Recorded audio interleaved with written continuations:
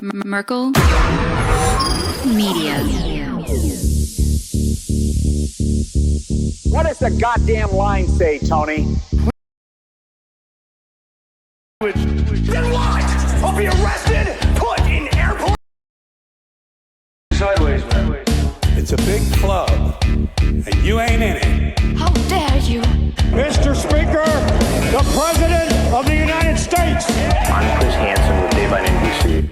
Jack Marius Tack Theratrix. Hi, I'm Spartacus. Jackson, Sacramento, he, him. Steven Seagal. Sex offender guy. I'm Keith Morris. This is Muammar Gaddafi. I'm Rick James, bitch. Sorting through the lies. The hijacker's passport was found blocks from the World Trade Center crash site, if you can believe that. We cannot track two. And uncovering the centuries-long plan for world domination. Having some fun. Let's talk about Chinese people. Have you ever been in a Turkish prison? Swangles in Fort Lauderdale. I have sent 6 of my Libyan missiles to blow up the Sears hardware department. Nothing could be more fun than jumping off a cliff with 2 German bisexuals. Oh, you English are so superior, aren't you? Thank you, comrade. And now, macroaggressions. That's what assholes call it.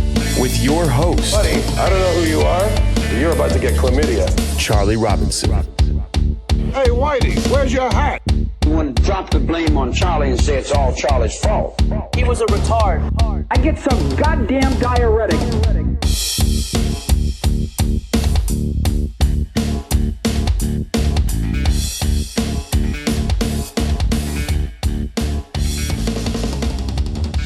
Welcome to Macroaggressions. I am your host, Charlie Robinson. If you are watching us on Iconic, Odyssey, Rockfin, Fan.video, or you're listening wherever podcasts are served, thanks so much. We appreciate your amazing support. You can also catch us as a radio program on Fringe FM. We go out on Mondays and Fridays. So if you're wondering why you're hearing me in your car, and you have Fringe FM, that could be the reason. Thank you so much to our sponsors. My God, I'll tell you, I'm so glad I met Ken, the scientist over at C60 Purple Power, because he hooked me up with a product that is it's just improved my life. You know, I didn't even know about it before I met these guys. And now I find out that the C60 molecule was discovered and they won the Nobel Prize for it. Like, I had no idea about this. That's kind of a big deal. And so Ken, the scientist, he's working with all this nuclear radiation, right? The guys he's working with, he notices there's no old guys in the group, right? There's never any old guys in this group because they're all dying, right? But the young guys figured out that there was a substance called C60. And they said, oh, if you get this, then this really works well to help protect your cells, you know, with the things that we're working with. He was so impressed with this that he gave up the nuclear physicist career and focused exclusively on C60. And so he's built this company called C60 Purple Power. You can go to their website, shopc60.com. You can read up all about it. It is the most powerful antioxidant known to man. It's hundreds of times more powerful than anything out there. It's a free radical sponge. It's crazy. Buckminster Fuller speculated about this, theorized about it. They called it the buckyball. It took them decades. They finally found it. These scientists were rewarded for their achievements. And now all you have to do is go to shopc60.com and look at what they're selling, read up about it, maybe pull the trigger and buy it. If it's something that's that works for you, use the promo code MACRO on your way out to save yourself some money. These statements and products have not been evaluated by the Food and you know, I want to say the other one, the Food and Drug Administration. This product is not intended to diagnose, treat, cure, prevent, or mitigate any disease. There, I said it. But if you are so inclined, the link will be in the description for shopc60.com. Use the promo code MACRO on your way out to save yourself some money. And okay, here we go. Here is what seems like every episode I have to do the disclaimer about why I'm talking about my sponsor, My Patriot Supply.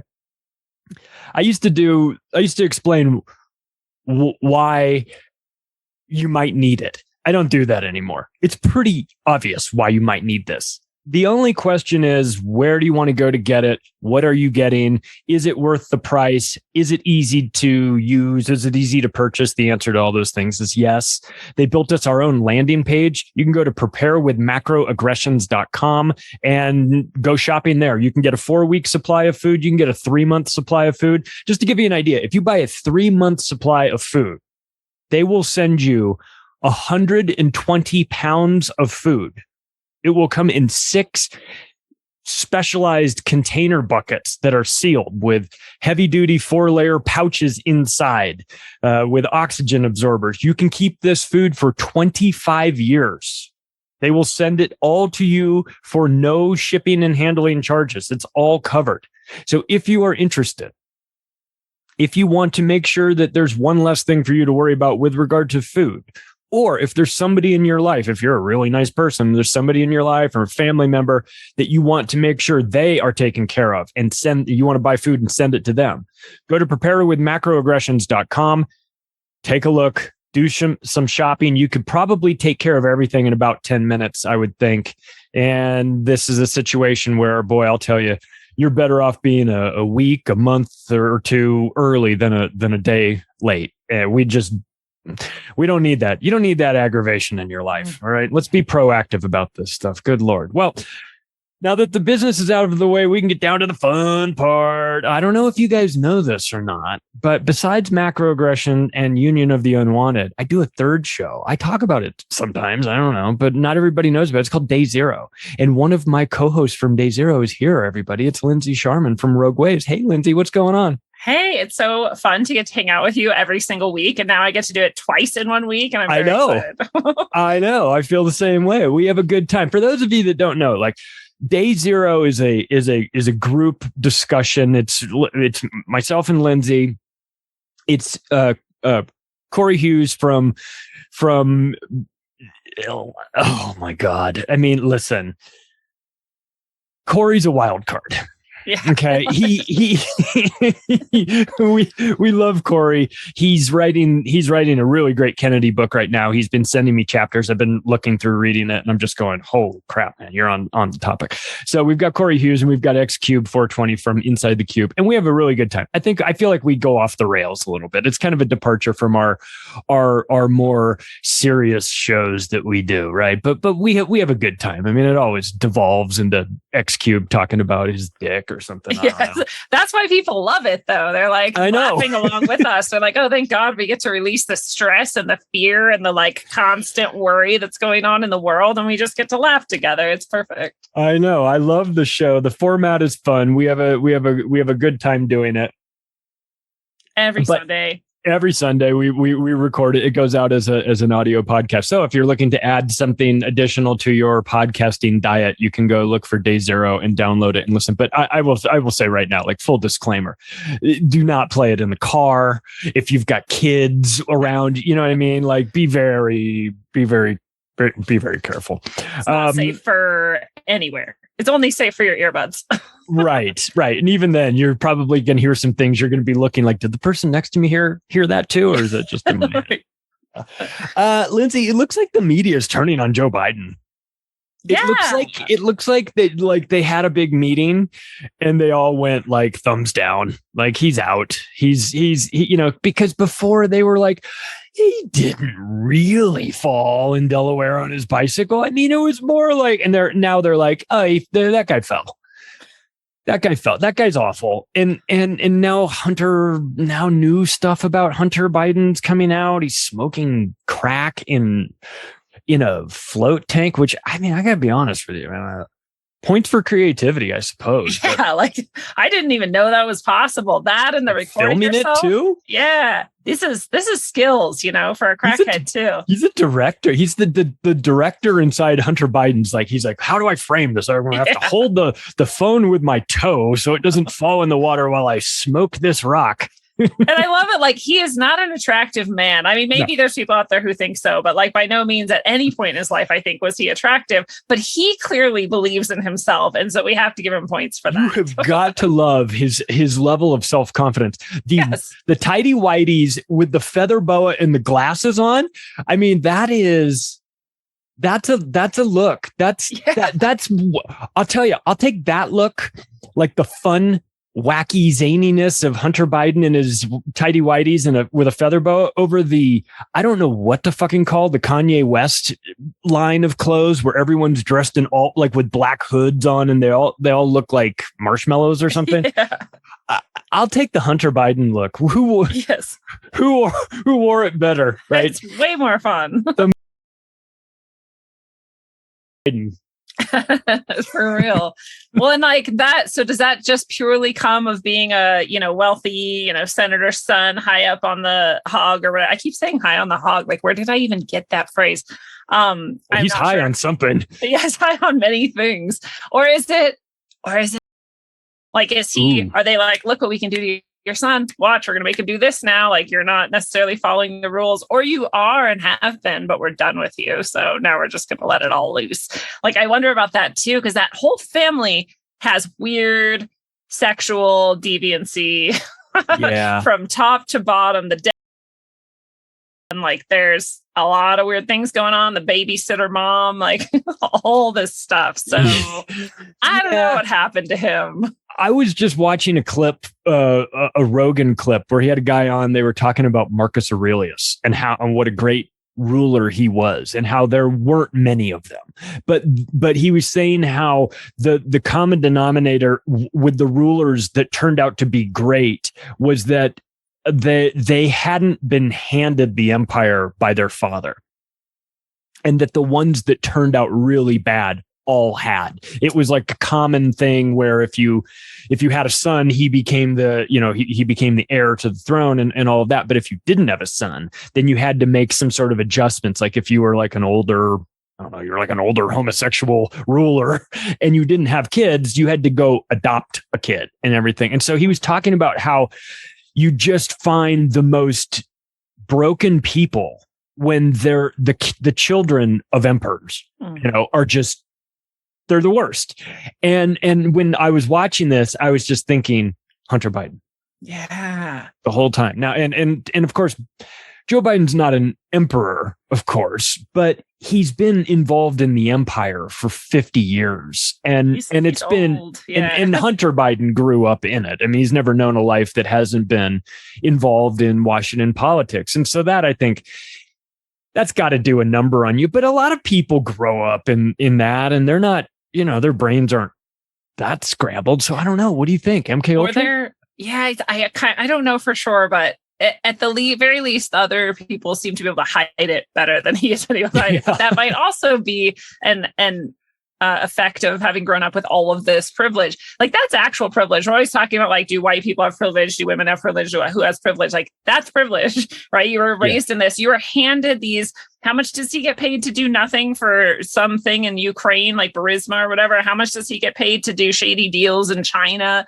And he doesn't do anything, and that's not his expertise, and he didn't have to study that. So anytime you're just handed all of this, like, it just creates that complacency, or like, I don't have to try. You can, if those texts are real that we've been seeing released more and more of, like his text to his, ex or something, and his mom, or maybe his ex is his mom, and it gets confusing. Yeah, it's very difficult to figure out. That family's very confused. But that's the behavior of like a 12-year-old person who is just expected. They're owed everything, right? Yeah. Like, well, you need to do this for me, and if you don't, I'm going to get really manipulative. And it's not like the worst. I've seen way worse people behave in way worse ways. But it's pretty bad for someone who's supposedly like this, emperor son. But like you said, I just think that's degrading. So very easily could be the lap of luxury degradation that just happens, the emperor's son syndrome. There could be, though, some control in there. I mean, remember when Bill Clinton, he's like staring into the camera and he's just like lifeless. Yes. Right. He's just like drone, and then they seem to snap, and all of a sudden he's like talking about whatever he's supposed to talk about. And then they seem to snap and he just goes back to lifeless. Like, I just wonder if all of them aren't MK Ultra and controlled and in that like very deep way. Because they just believe it. They've been trained so deeply that that's just the role they play. Yeah, I think that really is. It is a factor for sure. in some of them with some of these kids. It's I remember the Kathy O'Brien talking about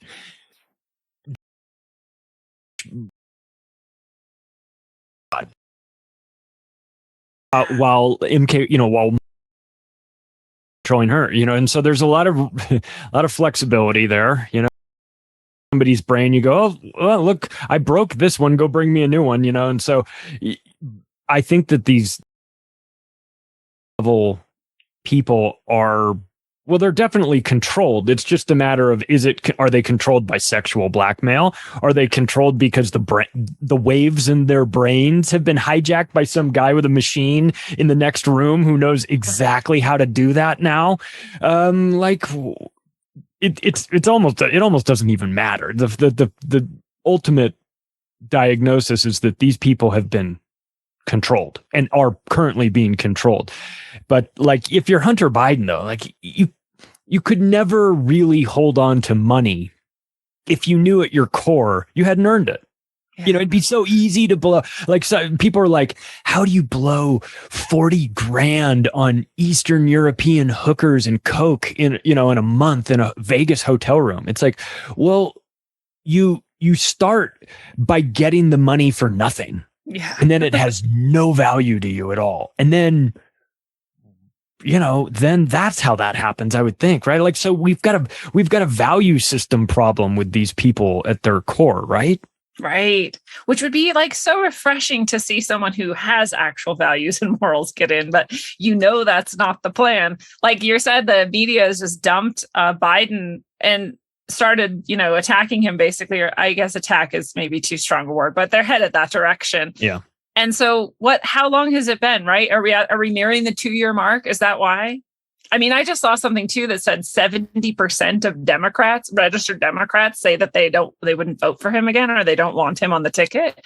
I don't know. I don't know if that's normal or not. I don't really generally keep up on the polls for approval of presidents, but it seems like a pretty high disapproval to get 70% of your own party saying that they're not into you anymore. And I know we talked about, the possible plan when he seemed to be so just like quickly falling apart from the very beginning. He can't talk. He's like stumbling all the time. He doesn't know where he is. He pooped his pants. Like, that stuff is all real. That was very early on. We're like, well, why would they even allow us to see that unless they want us to?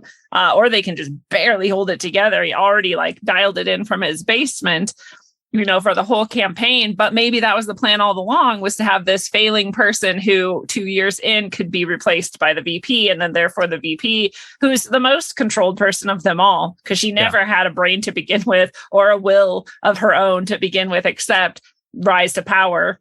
Apparently is like the only thing she was programmed with at birth.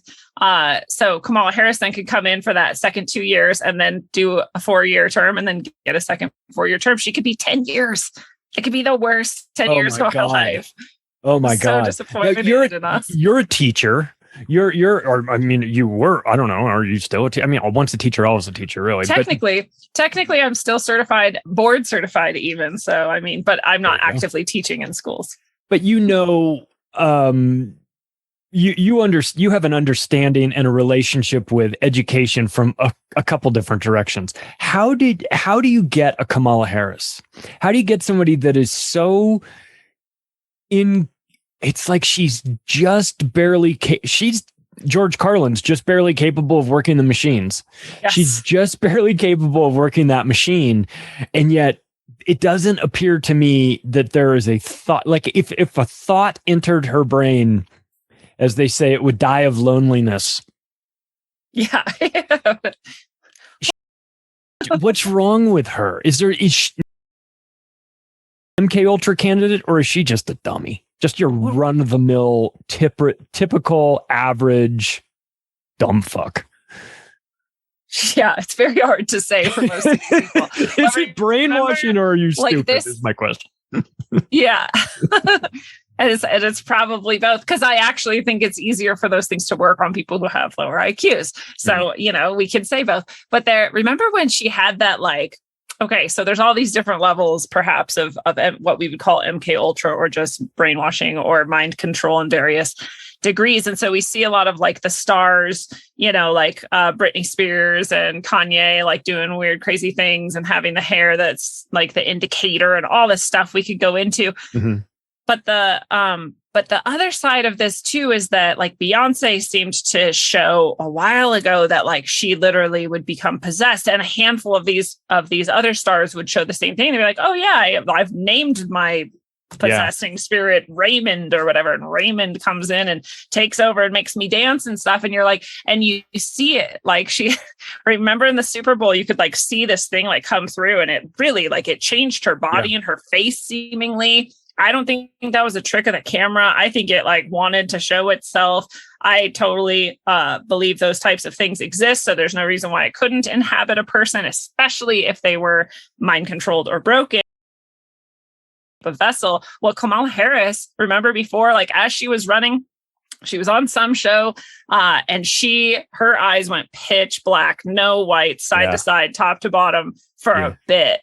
And that it could be a trick of the light. Like cameras are weird things happen, but I don't know, because she is such an empty vessel that I could just easy to possess her, and that she'd be like, yeah, if that's what I have to do to be the vice president, take it away. Let's go. What do we have to do?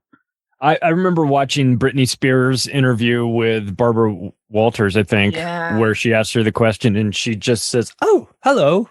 Wow. Who is it? And you could see like she went into a different personality. I've watched Serena Williams do that in shows where she starts speaking with a different accent for like a long, long time. And it's not part of a bit. It's like, it's very strange. It's very unusual. I think we, the general public that aren't involved in MK Ultra mind control or multiple personalities or dissociative programming and things like that, I think it's easy for us on the outside to be like real dismissive and just go, oh, that's like Jeffrey Dahmer drilling holes into that kid's head and adding battery acid to turn him into a sex slave. Like maybe it works 1 in 1,000, but the rest of the time you just wind up with dead 14-year-old boys that you brought to your apartment.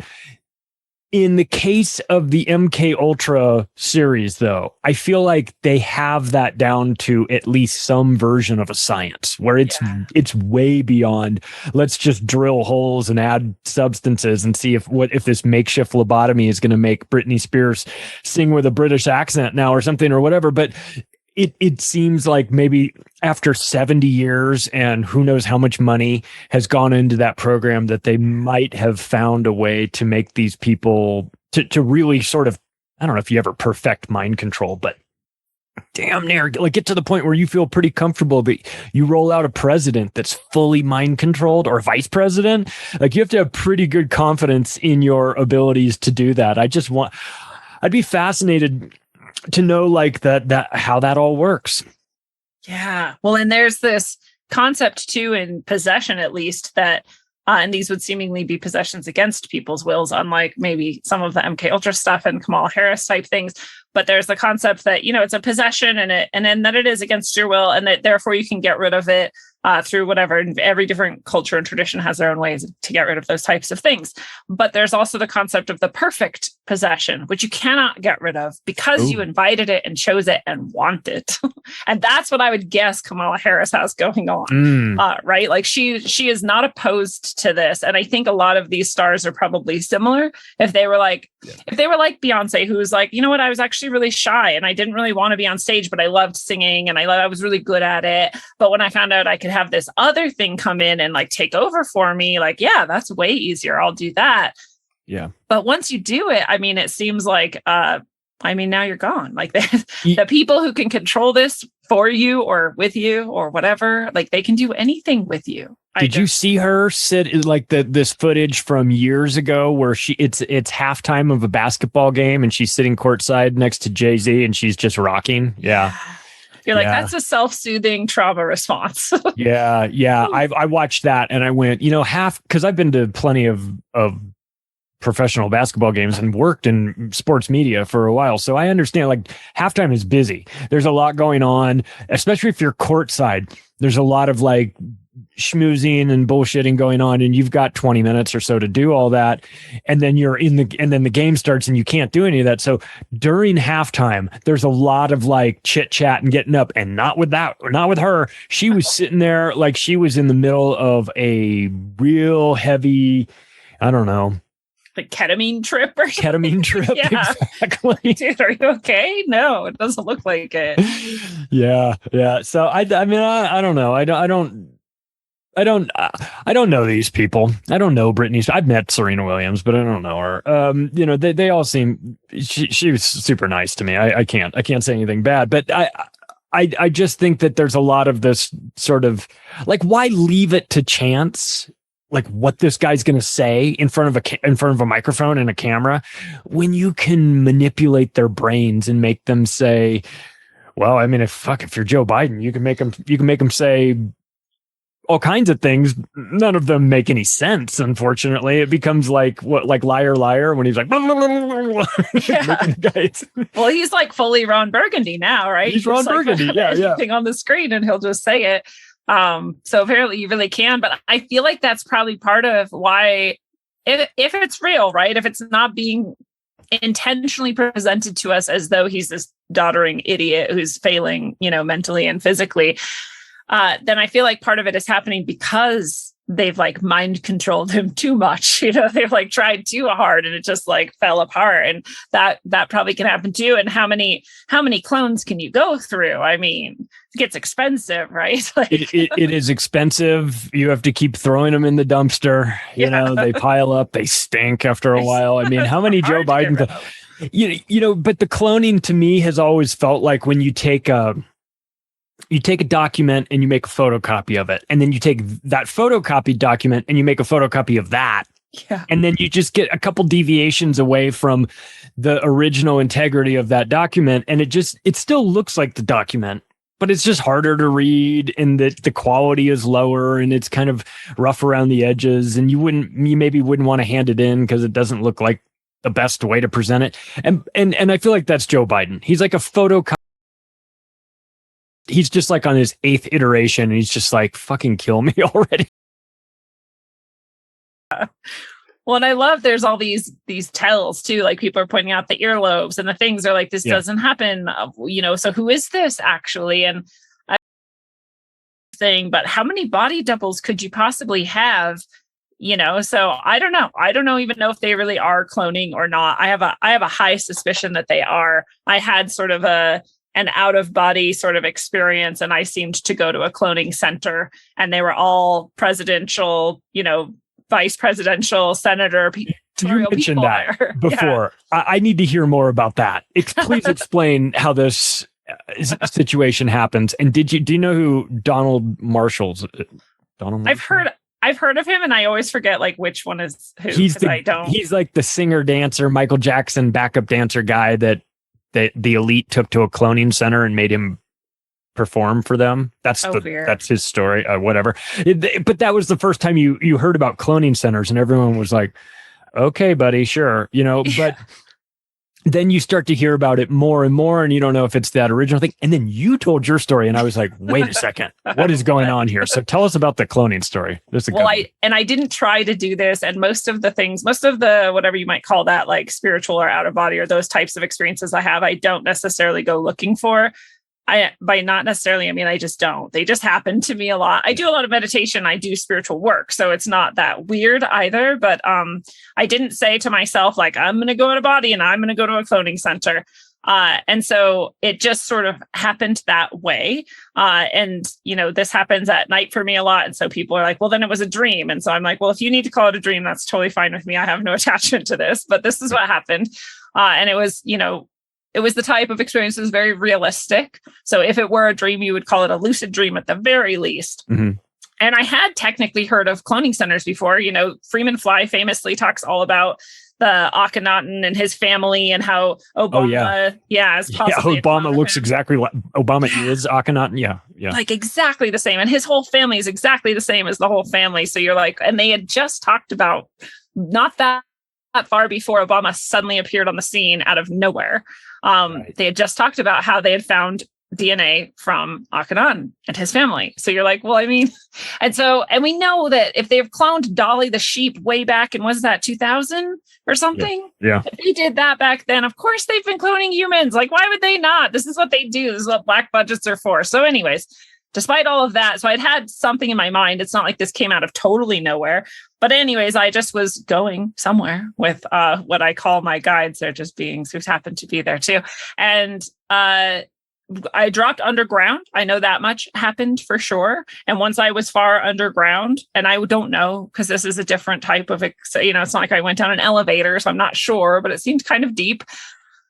There was just rooms and rooms and doors, and one of them could see me, which is not normal in these types of experiences. But he looked at me and he was like, watch, look. And he like did Joe Biden. And he was like, see how good I am? Can I go out soon? And I was like, wow.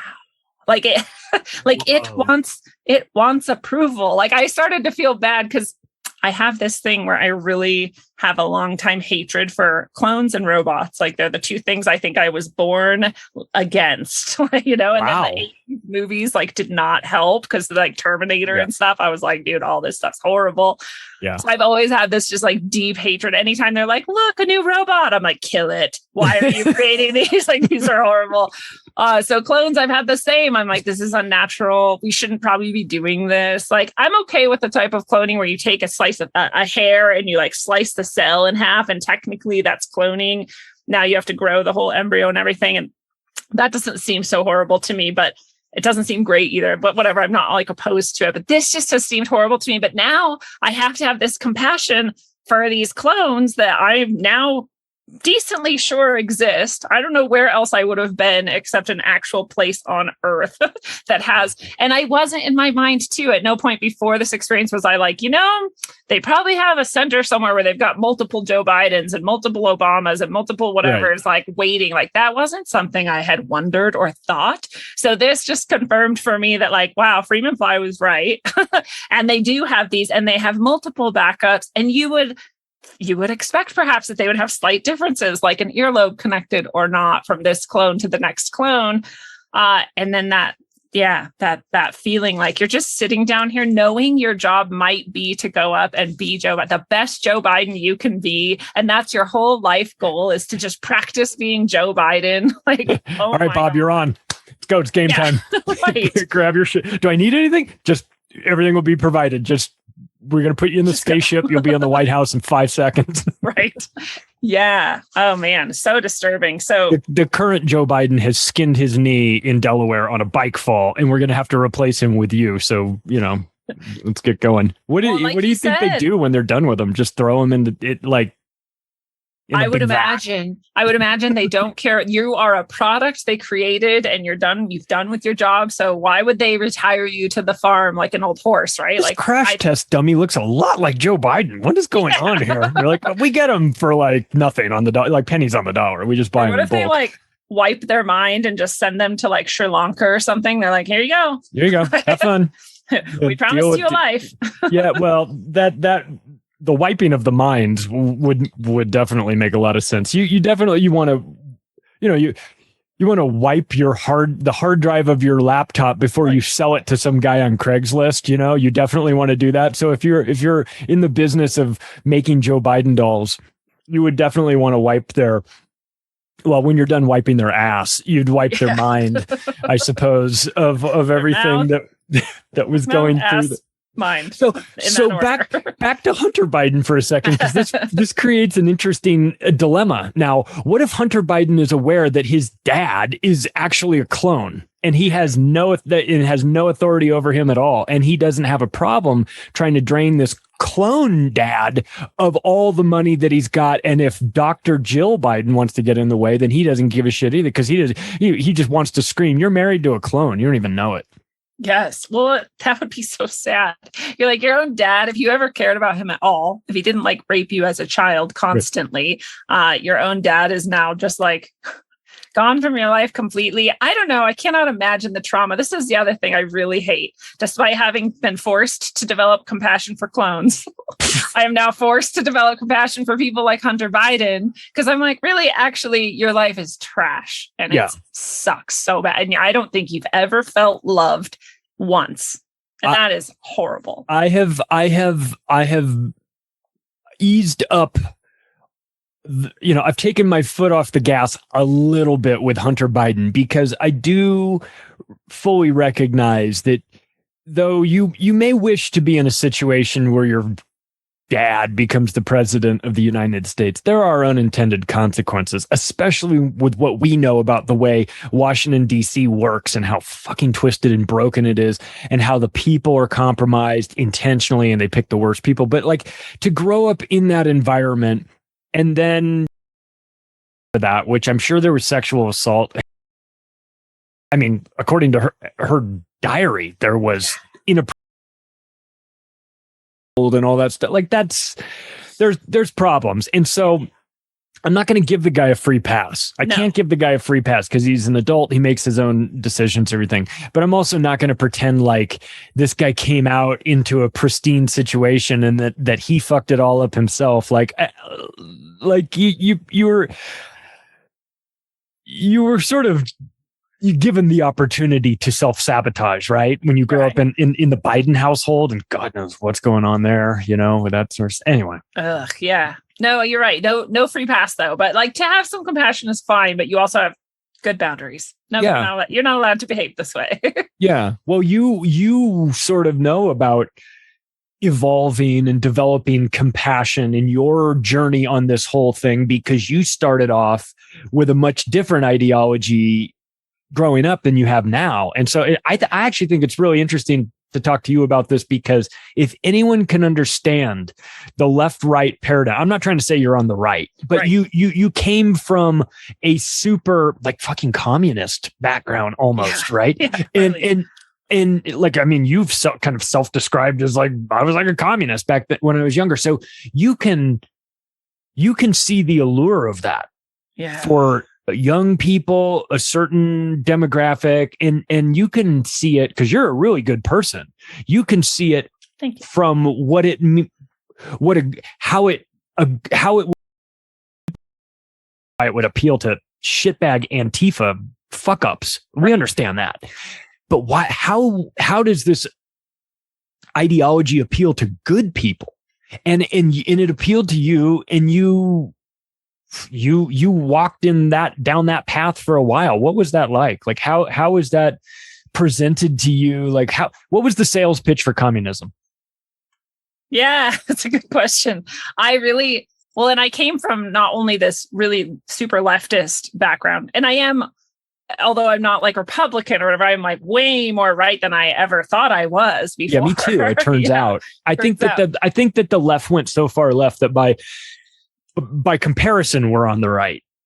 Right. But and I definitely have become a little bit more conservative in my leanings. But so I feel like I'm with you. Like early on, I was probably way more liberal about shit. But you have that thing, right? And this is part of the like being a good person thing, and what appeals to you about it is that you love people. You're like, I want people to be happy. I want people to be good. And what we need to like give them some money or something. Like, yeah, let's give them some money. Let's give them some treatment, or let's do whatever they need to do. Like, I know how hard life is. Like, I grew up in poverty and stuff. And that, by the way, tends to create leftist people.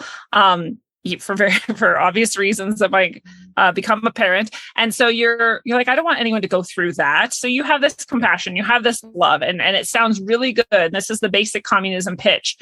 All the people at the top are evil, which I always knew, right? I knew. I was like watching the news. My dad told me, don't trust the government. Like, this was all sort of obvious to me. So all those people are evil. And so we need to make things less evil by taking all their money and redistributing to all of us who they stole it from. And you're like, cool, that sounds great. Yeah, let's do that. Like, the Bill Gates and the whatever. And some people think these people aren't evil, but they are.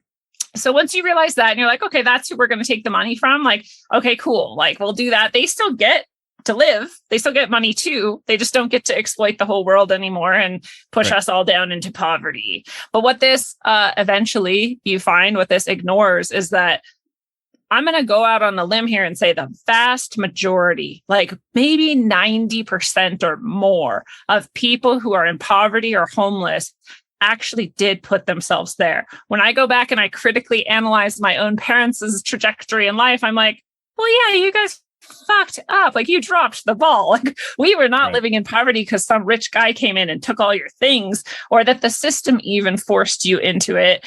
You made really poor choices, choices. And so that's why we lived in poverty. But that was not the story I was told. I was told life is unfair and we ended up here against our will. And this is just how the system is designed. And the system is designed that way, actually, to like make it harder to be healthy and upstanding and all of that. So that's also true. But at some point you have to have personal responsibility and say to yourself, cool, I mean, if I don't like living in poverty, then I need to not buy alcohol and drink at bars, which is super expensive, and smoke cigarettes. Sorry, no, you can't do that if you're poor. Or you can and remain poor forever. Like, these are your choices. You have free will. Right. And we just ignore that completely. So the story of communism is that all these people will just naturally become happy, wealthy, healthy people because we have stolen all the money from the top and brought it to the bottom. It's a nice fairy tale. And so it's very enticing, especially when you've seen, like I said, all those things that I felt like I did see about society. But there was just so many things I didn't see. And one of the things that really became apparent to me too, eventually, was just how broken everybody. Well, I was in the Revolutionary Communist Party, United States of America, RCP USA. All right, that's we're not fucking around. We're serious about being communist party. It's perhaps the most serious of the communist stories about, like, no, we're going to create war and we're going to, help do it by force. Core, I was like, cool, how are we going to do it? And this was the other thing that started to poke through the holes for me, was that they never actually had answers to any real questions. They had all the answers to the sort of nice rhetorical, like, well, this is, and the philosophy and the theory, that was all there. But like, okay, what are like the steps? Like, how are we going to actually do it? Right. And that wasn't there. And then I started to look around at all the people who were around me, and all of them were if they weren't flat out mentally ill, they definitely had, the types of mental illness that are very common, like depression, anxiety, or whatever, and just really poor emotional health. That was a minimum, I think. And I don't think it's an accident. And I don't think it's necessarily because they like go out and prey on those sorts of people. I think it's that you're attracted to this ideology because of your own internal failings. Yeah. Where you are not healthy in yourself. Right. And so this lack of responsibility and this, it's very actually horrible to think that what we actually planned to do was to, by force, enforce our idea of how things should be on the entire population. What is wrong with you? The irony that's what that the people at the top are doing to everyone else too. It's like, you're no better than those people. You're just swapping out one set of rulers for another. And you think you're so righteous but all these poor people who are suffering, and it is very horrible that many poor people are suffering. But this is not to take by force an entire country and force them into your way of thinking, including, I like to share this a lot. This is what finally broke me of it. I was starting to see some of these holes and be like, well, this is the best option I've got so far to try to make the world fair. So I'll just keep going. But eventually the one I couldn't keep going with was, the re-education camps, which are that's just the standard. Once we take over, there's going to be a lot of people that need to be re-educated, and they call it that, being re-educated. And one of those groups of people, and I hate to admit, I was okay with like the Christians and the Muslims and the people in traditional religions. I was like, yeah, those are, let's get.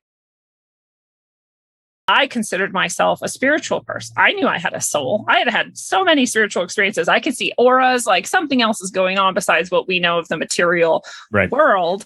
And I know that. So I'm a spiritual or whatever. And they're like, oh no, spiritual people go to the camps too. I was like, what? You're like, they should be teaching at the camps. So like, you feel like they should be that's what we need. But you eventually got to the point where it's like, oh, they'll get to you eventually. Yep. They'll get to I'm on the list too. Khmer Rouge. It's like, you have glasses on. You're dead now too. We've run out of all the doctors and lawyers to kill. Now we're just going to go for anyone that kind of resembles intelligent people. You're wearing glasses. You're going to have to die. So that is a wild way of thinking. But I would assume that there's comfort in being in a group. A bunch of individuals that have these thoughts that are out on the edges of society, or they feel like they're maybe had questionable upbringings or whatever, feeling alone and having these ideas, and then finding other people that are also alone and maybe have those ideas, and at least together they're not alone. So they still have bad ideas, or they still have ideas that aren't really. It's not even so much that communism is such a bad idea. It's just, it's not scalable to society. I've read where they said that with the Yanomamo tribes and all these smaller tribes that exist, that they're all fine living in this sort of commune style. I don't want to call it communist, but commune style. But it breaks down after about 300 people in the tribe, because it just becomes too much to manage. Central planning's too difficult. You have to think in advance, how many potatoes are we going to need to feed this many people? And everything changes, and it becomes untenable. But the concept, the idea of helping yourself, helping everybody helping each other, that's a really strong concept. It's part of what being a good person is that you don't leave the lowest member of society behind, somebody that was born with spina bifida and is in a bad spot. You take care of that person because it's the right thing to do. And if the roles were reversed, you'd hope that they'd take care of you. And instead, but there's those leaders that go, that's dead weight. That's holding society back, all those people. If we want to really grow, we have to trim the fat and get rid of that and start making hard decisions. And you go, oh my God, this has gone from a Grateful Dead parking lot where we're all just going to twirl and hug each other to now we have to make decisions on who dies. And that's a big problem. So, yeah. I really, it's really disturbing, actually. And, one of the things too that, that small scale, like you're talking about, there's actually a different word for it. So communism and communist states are different from communalism or communitarianism, even, right? And we don't talk about that ever. So people then talk about exactly what you're saying. They're like, well, these are good principles and this is how you should live life. And it's that is, like you said, on a small scale, sure. In your neighborhood, even, you could be like, hey, so-and-so's sick, so let's all pitch in some food or go clean their house for them or whatever, and until they're well again, right? Everyone gets what they need. But when you do it on this governmental scale, when you make it a state, well, now you're centralizing everything, economically, socially, governmentally, politically, all of it in one place. That's a crazy, crazy experiment to trust. Just hope that it works out. If we've seen anything in history, it's that decentralization is always more healthy, and communism doesn't do that as an ideal, as a political and economic ideology. So and to point that out to people who are still in the cult of communism is really important, because it helps them start to break through. Wait, I didn't actually think about it that way. I just thought about the principles and the theory and the philosophy, which all do sound great and they are nice in other ways. But the other thing that is interesting to me is that communism ends. This is the supposed idea that also just doesn't make sense. So you create by force this communist state. You steal all the money from the people at the top. You re-educate whoever. You redistribute things. You have to have it as a state for a while. It has to be official, whatever. And then you dismantle the state. I'm really? Wait, is that that's the part of the fairy tale that really falls apart? What centralized power is going to dismantle itself? Where have we ever seen that in history? That has never happened. No. So no, that's not going to happen. And then if it did, if the fairy tale worked and we lived this reality, what happens next is anarchy, true anarchy, where there just are no rulers and everyone just is now at an equalized sort of playing level, and the whole economy is working well and everyone's getting what they need. And there's just, leaders and whatever, but no rulers. And that sounds great. And I actually do think something like that could be possible. I think anarchy could work. I don't think it could work if the population as it is now, as conditioned as we are now, and as propagandized as we are now, and how reduced in our mental and emotional functioning we are now. But, if we could get there, that'd be cool. But no, the state's not going to dismantle itself. So that's not going to happen anyway. No. And if we really wanted anarchy, why did we go through communism to get it? Why don't we just be anarchists and live in an anarchical way? And that's fine. We just do that. I don't know. Parallel structures. Yeah. I've got Anarchy on the brain because the HBO series is coming out, The Anarchist. I'm excited about that. Based on Berwick. You can I'm like looking right here on my desk. I'm like, you can get the book that Jeff and I wrote together called Controlled Demolition. I'm interested to see how they portray the crew there at Anarchapulco. I've been fortunate enough to speak there multiple times. I really like the people there. I like the idea. I like the vibe. It's a good vibe. It's a real good vibe. It's the exact opposite of how they would like to portray it as like Molotov cocktails and burning tires. No, that's the people who are for the communist state, who are Antifa, and the others who are like, agitating for civil war to blow things up. Anarchists have the non-aggression principle. There is no, but people have been taught, this is another brainwashing technique. The CIA, just like the term conspiracy theorist, they've rolled out anarchy instead of what it actually means to mean chaos. And so everybody thinks that 100%. Ask people, what is anarchy? And they'd be like, I don't know, total chaos. And you're like, it doesn't. It's a great mean that at hijacking. It doesn't mean no rules. It just means no rulers. And I got a taste of it the first time I was there. For the first time I spoke was 2019, and I intentionally went. I set up my ayahuasca thing for a time when I wasn't, I'd already spoken. I didn't want to do ayahuasca all night and then go give a presentation. No. That sounded like a bad idea to me. So I arranged it so that I could do this while do my speech earlier and then have the party, so to speak, or do the experiences afterwards. And so so I'm sitting around, it's like 8:00 and I'm in the big hotel lobby. It's a big open air lobby in Acapulco.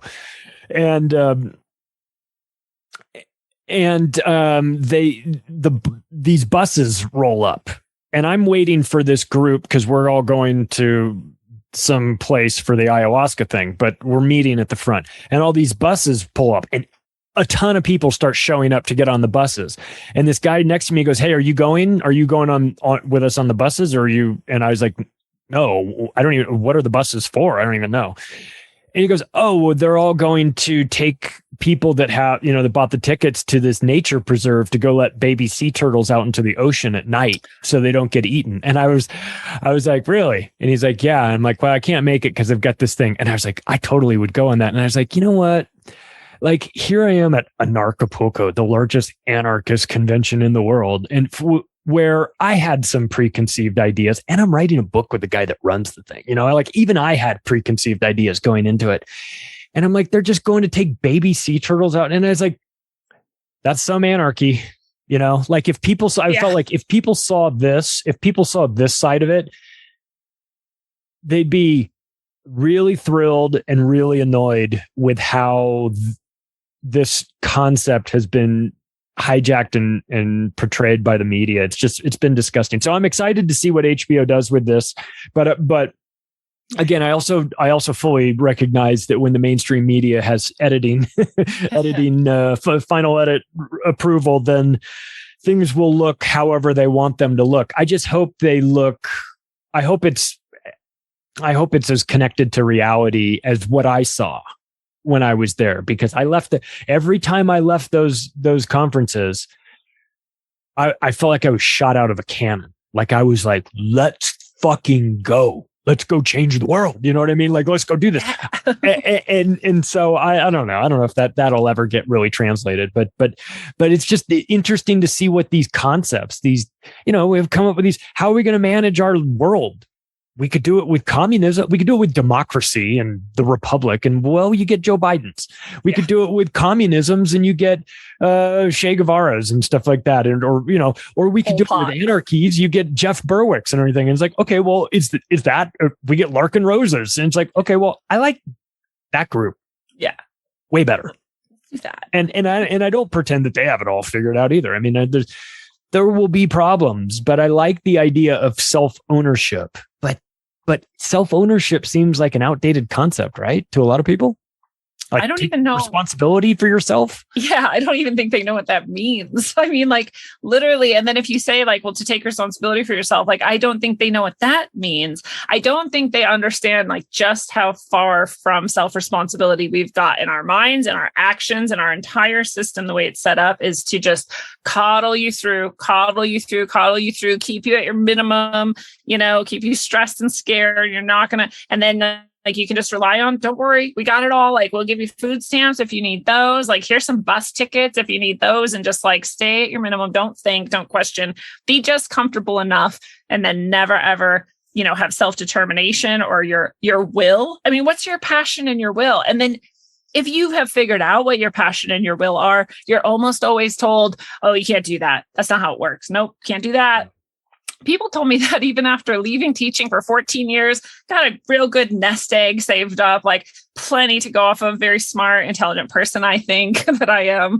And I'm like, I'm going to go, not teach anymore. And I'm going to like just start my own business and do my own stuff. And people were like, you're crazy. You're insane. It'll never work. And I'm like, why are you so negative about this? I mean, if it doesn't work, I've proven to myself I can go teach again. That could happen. It's not like I like burned down every school when I did this. And also, I could also do a million other things. Like I'm not worried about it, but people acted like I had lost my mind because we've been so trained to be so self-reliant on this is how you do it. You go to college, you go into debt, you get this job that you hate, you work until you're 62, and then you die when you're 78. And anything outside of that is just crazy to people. So yeah, when you ask them, what is self-responsibility? They're like, I don't know, making my bed or something. You're like, right. There's the first step. But it could also go all the way to growing your own food, having your own power generation, working with your community to make sure that if you do break a leg or something, you've got like people who might be able to support you through that. And that level of self-responsibility is so far away. You could start with Jordan Peterson. Making your bed. Yeah. you could start if you're having before you go to Larkin Rose, grow your own food. You can start with Jordan Peterson telling you that you should make your own bed and start small and start there. It's been, there's a lot of people that don't want to take responsibility. They don't want to be held accountable. And I suppose I can understand it, but I don't respect it. And I think that there's just so much more to be had when you recognize like people will give you a break. People they're not gonna hold you to unrealistic standards, but so if you want to go out and give it a shot and try and everything, please go do that. But it is weird to me that there's the crab bucket people that will pull you back in. You go, hey, I'm leaving this. I'm just going to go try and start something new or do something different. And they're like, how dare you? Like, I think maybe what that is it's more, it's less about you and more about them and their fear. And you're holding up a mirror to them and showing them that they're not currently at the same place where you are, meaning having this confidence and courage and self-assurance that you're like, I'm going to leave even if I don't know where my next step is. I have a plan. Plans? A lot of people don't have plans. They don't even have that much. Plans? What are you talking about? I don't even know where I am. The crab bucket thing has been like the most astonishing part of this whole process for me, because it's not just the people who, were my friends and family and whatever, coworkers and stuff back then when I was leaving, who were like, you're never going to make it. Don't even try. Like, you're crazy. It was also the people who, in really, like the silliest ways, I'd be like, I have this show and like, it'd be cool if we like, maybe you guys can help me get so-and-so on or whatever. And they're like, oh, you think we should just like help you for free do things and you think you're so good? I'm like, whoa, never mind then. Like, but it's like this jealousy. Like, well, you think you can just go like have a show and do things and you don't have to like work a shitty job like mine? Like, yeah, I do think I can do that. And I'm going to try it. And instead of trying to stop me or rip me down from climbing out of that bucket, maybe you could climb out of the bucket too. I'm not stopping you. Like, what is stopping you? The only thing usually stopping people is they're telling themselves, I could never do that. Well, then you can't. You're right. You can't. But if you start telling yourself you can and you start thinking about it and planning, and who knows what you could actually do. But it also reminds me of the crab bucket thing when I worked on reservation, and it was as far as I know, it's the only public school, U.S. government public school on the reservation grounds. So it's not the only public school that Indian reservation. Yeah, but it's on an Indian reservation ground. So the land is actually reservation land. Mm-hmm. So I think it's pretty unique, and and I saw that, culture there, where anytime someone even thought of leaving the reservation, people are like, oh, you think you're better than us? You're like, no, I just wanted to explore the world. I mean, there's a whole world out there. I'm in this really remote place and I've heard about the things in the world. I'd like to go see them. And people are like, no, you need to come back. Don't even dream. You never try to outdo us. And like you said, it's that mirror you're accidentally holding up that says, no, actually you could do this too, but you might be too afraid. You might be too broken. You might not have a will or a plan, but I'm not the one doing that to you. That's you doing that to you. But again, that goes back to that self-responsibility thing. If you had self-responsibility, you would say, you know what? Maybe I can actually heal myself and stop being so afraid and try something new or whatever. Yeah. It's crazy how petty people can be. People can be petty. I have one last thing I want to talk to you specifically about, because it's so funny. Because I don't know that anybody's really qualified to talk about this, but I figure you might be. They've turned CERN on again, and I just wonder if are they? It's off for several years. They're renovating it. And we'll put off to the side the fact that it might not even exist and might just be on some soundstage in Burbank somewhere, which I'm definitely going to hold out as a possibility. Are they turning this machine on so that they can send messages back to something? What the fuck is going on with CERN? Yeah. Do we even know? Well, they have said that they are trying to break into other dimensions, bring energy in from other dimensions, send energy to other dimensions, send information back and forth to other dimensions.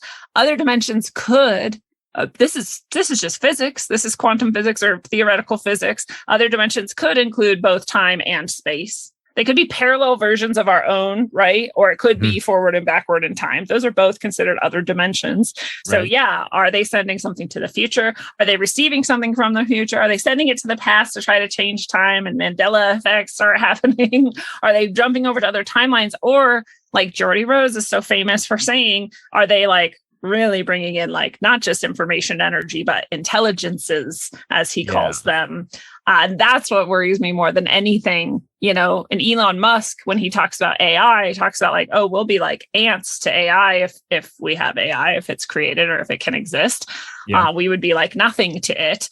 And I would think that we would be like that to some, I don't know, great old one Cthulhu style, that they would bring through a dimensional rift. But it's this type of stuff. And people are like, oh, you're crazy. You're like, no, go look at the CERN theory group's work. You can find videos they make. They just put it out on YouTube. They're not trying to hide anything. These are the things they're talking about. We're just repeating them. Right. And we're just the ones who are maybe a little bit more sensible. I don't know. Don't put a statue of Kali in front of your building in which you are contacting other intelligences while doing. Remember that movie they made? I remember the opening ceremony, I guess. I don't know. That's separate. So the ceremony but the movie was a ceremony too. So the ceremony that everyone saw was the robes in front of the Kali statue was kind of blurry, and they were doing something that maybe was a sacrifice imitation or something, human sacrifice. No, this is a full-length feature movie, directed, produced, fine art. There's dancers, and it is weird and creepy, beyond weird and creepy. Remember the Goddard Tunnel opening? That's what I was talking about, was the Goddard Tunnel opening. Okay. That's what in my mind I was thinking, with the rappelling down people and I